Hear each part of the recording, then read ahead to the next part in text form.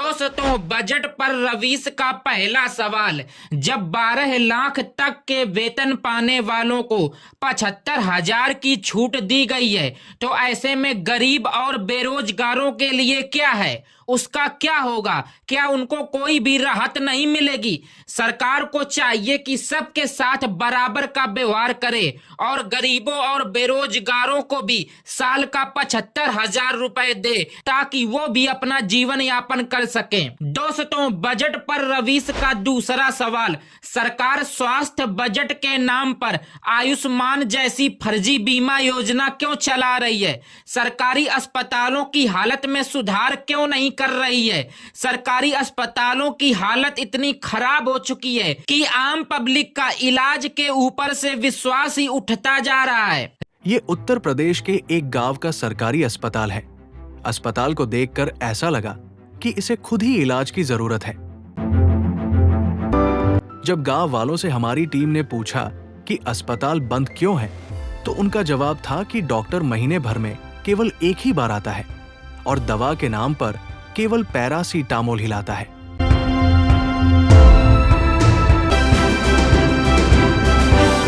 अस्पताल में साफ पानी और शौचालय जैसी बुनियादी सुविधाएं तक उपलब्ध नहीं है।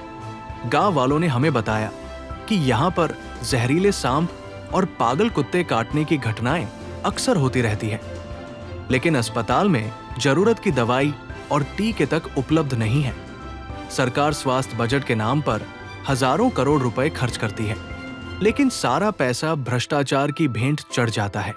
यहाँ तक कि अस्पताल जाने का रास्ता इतना खराब है और गांव से दूर है कि महिलाओं को अकेले जाने में भी डर लगता है। अस्पताल के ज्यादातर बंद होने के कारण परिसर पर शराबी और जुआरियों ने कब्जा कर लिया है।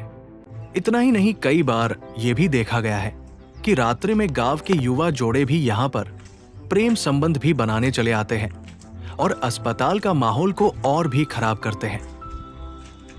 दोस्तों, बजट पर रवीश का तीसरा सवाल। शिक्षा बजट के नाम पर सरकार हजारों करोड़ रुपए बर्बाद कर रही है।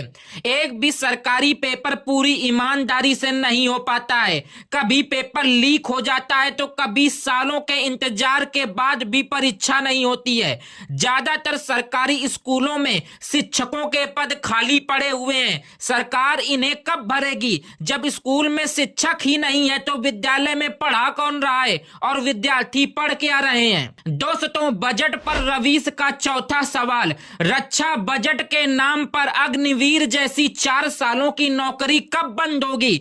4 साल के ठेके पर रखा गया सिपाही देश की रक्षा कैसे करेगा, जब उसकी नौकरी की ही सिक्योरिटी नहीं है? सरकार युवाओं के साथ भद्दा मजाक क्यों कर रही है? इतना ही नहीं, अग्निवीर के नाम पर सरकारी सुरक्षा के साथ इतना बड़ा खिलवाड़ क्यों हो रहा है? भारत चारों तरफ से दुश्मनों से घिरता ही चला जा रहा है। एक तरफ चीन है तो दूसरी तरफ पाकिस्तान। अब बांग्लादेश जैसा छोटा देश जिसे भारत ने आजाद करवाया था, वह भी भारत को आंखें दिखाने लगा है। दोस्तों, बजट पर रवीश का 5वां सवाल। जब नरेंद्र मोदी की सरकार बनी थी, तो अच्छे दिन लाने का वादा किया गया था, लेकिन पेट्रोल और डीजल के दाम इतने ज्यादा हो गए हैं कि आम आदमी के खुद का तेल ही निकलता चला जा रहा है। नौकरियां आ नहीं रही हैं, युवा डिप्रेशन में है। इलाज के नाम पर गरीबों को केवल पैरासीटामोल ही थमा दिया जा रहा है। प्राइवेट अस्पताल मनमाना पैसा वसूल रहे हैं। चारों तरफ त्राहिमाम है और सरकार हर साल मार्च के महीने में एक नया और फर्जी सपना दिखाने चली आती है। दोस्तों, रवीश के इस 5 सवालों में आपकी क्या राय है? कमेंट बॉक्स में बताइए और हमारे चैनल को सब्सक्राइब कर दीजिए।